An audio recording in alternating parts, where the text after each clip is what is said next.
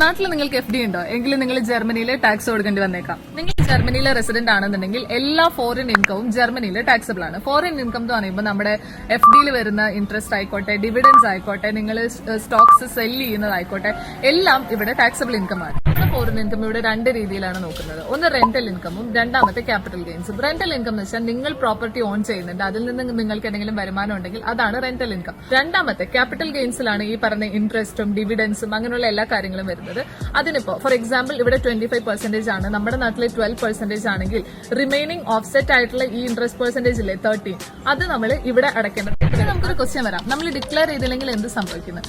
Tax evasion ജർമ്മനിയിൽ ഒരു serious offence ആണ്. നമുക്ക് ഹെഫ്റ്റി ഫൈൻസ് അല്ലെങ്കിൽ you may end behind the bars. അപ്പൊ അതുകൊണ്ട് നമ്മൾ അത് ഡിക്ലെയർ ചെയ്യുക. പക്ഷെ ഒരു ലിമിറ്റ് ഉണ്ട്, ഒരാൾക്ക് 1000 euros ആണ് വരുന്നത് പെർ ഇയർ. നിങ്ങളൊരു കപ്പിളാണെങ്കിൽ 2000 euros. അതിന് മുകളിലാണെങ്കിലാണ് നിങ്ങൾ ഇവിടെ ടാക്സ് കൊടുക്കേണ്ടതായിട്ട് വരുന്നുള്ളൂ. അതല്ലാന്നുണ്ടെങ്കിൽ ടാക്സ് കൊടുക്കേണ്ട ആവശ്യമില്ല. അപ്പൊ പറഞ്ഞ പോലെ എല്ലാവരും ടാക്സ് ഡിക്ലറേഷന്റെ കാര്യത്തിൽ ശ്രദ്ധിക്കുക. അപ്പൊ ശരി, ഷീസ്.